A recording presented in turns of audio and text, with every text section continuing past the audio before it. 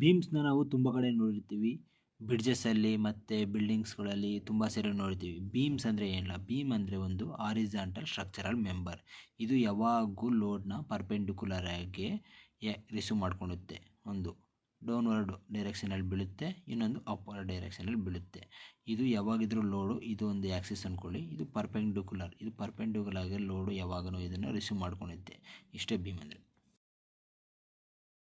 ಫಸ್ಟ್ನೇದು ಬಂದುಬಿಟ್ಟು cantilever beam ಅಂದರೆ ಒಂದು ಎಂಡು ಫಿಕ್ಸ್ ಆಗಿರುತ್ತೆ ಮತ್ತು ಇನ್ನೊಂದು ಎಂಡು ಫ್ರೀ ಆಗಿರುತ್ತೆ. ಇದನ್ನು ನಾವು ಕ್ಯಾಂಟಿಲಿವರ್ ಬೀಮ್ ಅಂತೀವಿ. ಮತ್ತು ಸೆಕೆಂಡ್ ಬಂದುಬಿಟ್ಟು ಸಿಂಪ್ಲಿ ಸಪೋರ್ಟೆಡ್ ಬೀಮ್ ಅಂದರೆ ಎರಡು ಎಂಡಿಗೂ ಎರಡು ಸಪೋರ್ಟ್ಗಳನ್ನು ನಾವು ಹಾಕಿರ್ತೀವಿ. ನೋಡಿ, ಇಲ್ಲಿ ಕೊಟ್ಟಿದ್ದೀವಿ ನೋಡಿ, ಇದು ಎಂಡು ಎರಡು ಎಂಡಲ್ಲಿ ನಾವು ಸಪೋರ್ಟ್ನ ಕೊಟ್ಟಿದ್ದೀವಿ. ಇದನ್ನು ಸಿಂಪ್ಲಿ ಸಪೋರ್ಟೆಡ್ ಬೀಮ್ ಅಂತೀವಿ. ಓವರ್ ಹ್ಯಾಂಗಿಂಗ್ ಬೀಮ್ ಅಂದರೆ ಇದು ಸಪೋರ್ಟ್ಗಿನ್ನ ಮುಂದೆ ಎಕ್ಸ್ಟ್ಯಾಂಡ್ ಆಗಿದ್ರೆ ಅದನ್ನು ಓವರ್ ಹ್ಯಾಂಗಿಂಗ್ ಅಂತೀವಿ.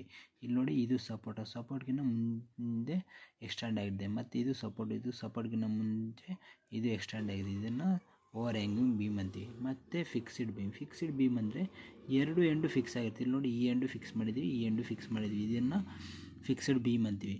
ಇನ್ನೊಂದು ಬಂದುಬಿಟ್ಟು ಪ್ರೋಪೆಡ್ ಬೀಮ್ ಅಂದರೆ ಕ್ಯಾಂಟಿಲಿವರ್ ಬೀಮ್ ಇರುತ್ತಲ್ಲ, ಆ ಕ್ಯಾಂಟಿಲಿವರ್ ಬೀಮ್ಗೆ ಏನಾದರೂ ಸಪೋರ್ಟ್ನ ಆ್ಯಡ್ ಮಾಡಿದ್ರೆ ಇದನ್ನು ಪ್ರಾಪರ್ಡ್ ಬೀಮ್ ಅಂತ ಕರಿತೀವಿ. ಬೀಮ್ ಆಯಿತು. ಮತ್ತು ಇವಾಗ types off load, different types ಯಾವ ಥರ ಲೋಡ್ ಇದೆ, ಬೀಮ್ಸ್ ಮೇಲೆ ಆ್ಯಕ್ಟಿಂಗ್ ಆಗುತ್ತೆ ಅಂತ ನಾವು ಇವಾಗ ನೋಡೋಣ. ಫಸ್ಟ್ನೇದು ಬಂದುಬಿಟ್ಟು ಪಾಯಿಂಟ್ ಲೋಡ್ ಅಂದರೆ ಬೀಮ್ನಲ್ಲಿ ಯಾವುದಾದ್ರೂ ಒಂದೇ ಒಂದು ಪಾಯಿಂಟ್ ಮೇಲೆ ಕಾನ್ಸಂಟ್ರೇಟೆಡ್ ಆಗಿ ಲೋಡು ಆ್ಯಕ್ಟ್ ಆಗ್ತಿದ್ರೆ ಅದನ್ನು ನಾವು ಪಾಯಿಂಟ್ ಲೋಡ್ ಅಂತ ಕರಿತೀವಿ. ಯಾಕಂದರೆ ಒಂದೇ ಪಾಯಿಂಟ್ನ ಇದನ್ನು ಕನ್ಸಂಟ್ರೇಟ್ ಮಾಡುತ್ತೆ, ಅದಕ್ಕೋಸ್ಕರ ಪಾಯಿಂಟ್ ಲೋಡ್ ಅಂತ ಕರಿತೀವಿ. ಯೂನಿಫಾರ್ಮ್ಲಿ